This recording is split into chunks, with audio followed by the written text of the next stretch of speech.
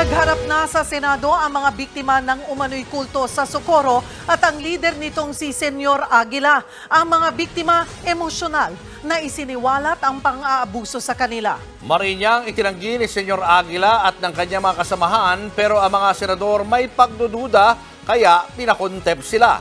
At live mula sa Senado, nasa frontline na balitang yan si Camille Samonte. Camille, anong mga revelasyon dyan? Cheryl Julius, matitindi ang mga revelasyon dito sa Senado kaugnay nga ng umano'y pang-aabuso ng Socorro Bayanihan Services Incorporated. Katunayan, inabot ng 8 oras ang pagdinig ng Senado ukol dito. Kabilang sa mga tinalakay ang umano'y child marriages at sariling gobyerno raw na binuo ng grupo sa Surigao del Norte.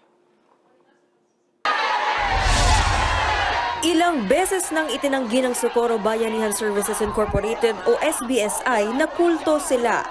Sinabi ni Senyor Aguila. Giniit pa rin ni Senadora Risa Hontiveros na pangkulto ang mga ginagawa ng grupo. Sa pagdinig kanina ng Senate Committee on Public Order and Dangerous Drugs, kasama ang Senate Committee on Women, Children, Family Relations and Gender Equality, isinawalat ni Hontiveros na may sariling umanong gobyerno ang SBSI. Ang tawag sa gobyerno nila, Nueva Jerusalem Esperanza Ministry Government.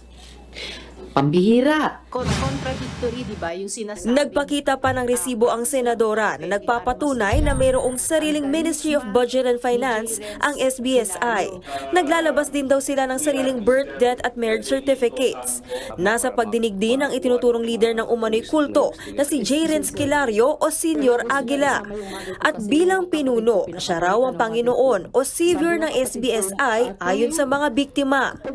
Kakaiba din talaga ang karisma ni J. Renz Kilario o ang tinatawag na Senyor Aguila.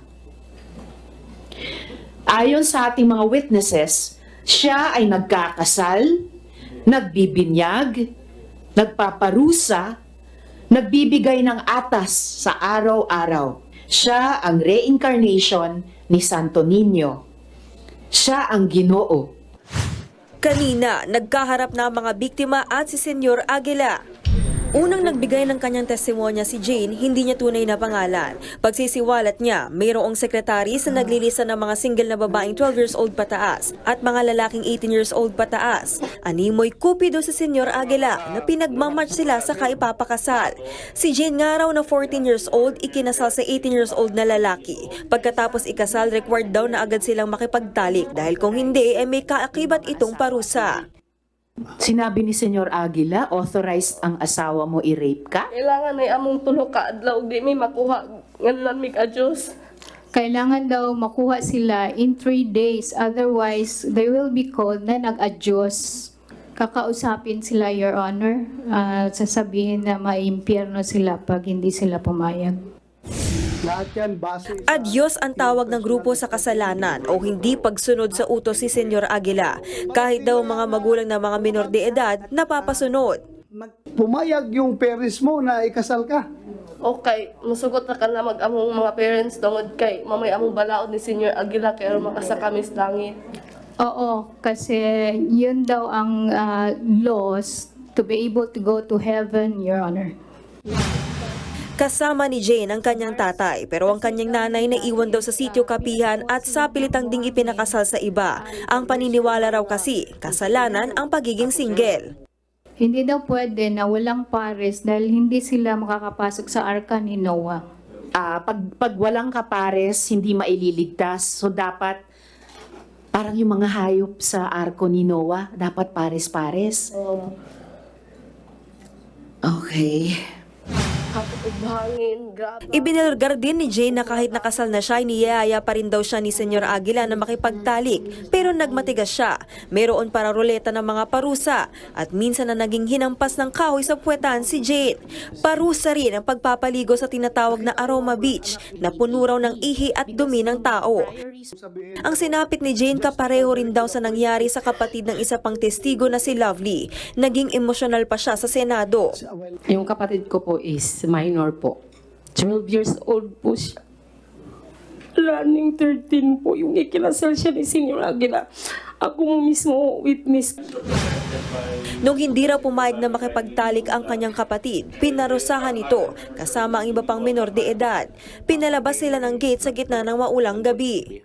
Pumunta po yung sasakyan ni Senyor, sabi niya, patatawarin ko kayo kapag mula sa gate, luluhod kayo papunta sa bahay ko. Tapos magpapromise kayo na magpapagalaw na kayo sa asawa niyo. Sa huli, nabuntis ang kapatid ni Lovely. Sagot naman ni Senyor Aguila. Hindi po yan totoo, sir. Ha? Hindi po yan totoo, Your Honor. Hindi ko po magagawa. Ha? Sigurado ka? Opo. Ang mga pahayag ng mga biktima sinigundahan ni Mark Galzano, nagpakilalang dating miyembro ng Elite Army umano ni Senyor Aguila. Nakita raw mismo ng dalawang mata niya ang mga sapilitang ikinasal. Maging siya naging emosyonal ng magkwento. Pinipilit po talaga, ma'am, na sila ay ikasal. Ganun, ma'am. Tapos, kanang...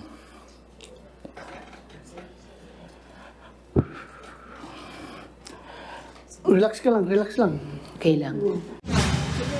Bukod kay Kelario, tahasang itinuri ni Galzano sina Janet Aho, Karen Sanico at Mamerto Galanida na mga nagfa-facilitate daw ng mga arranged marriage.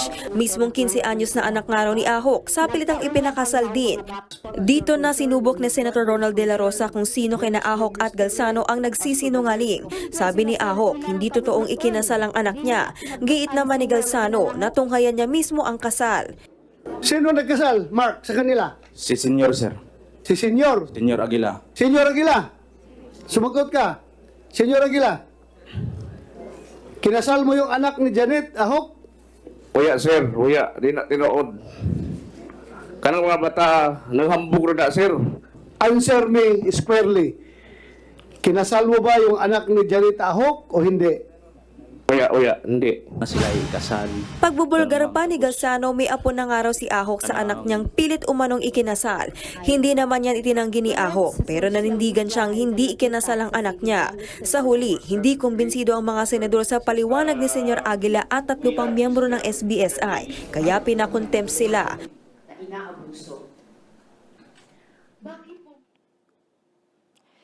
Cheryl Julius, planong isagawa ng Senado ang ikalawang pagdinig sa Socorro, Surigao del Norte sa susunod na linggo para hindi na raw bumiyahe pa Maynila yung mga respondent. At mukhang mahaba-habang investigasyon ito dahil sa dami ng akusasyon laban kay Senyor Aguila at iba pang miyembro ng Socorro Bayanihan Services Incorporated. At yan ang patuloy nating babantayan. Cheryl Julius. Maraming salamat, Camille Samonte.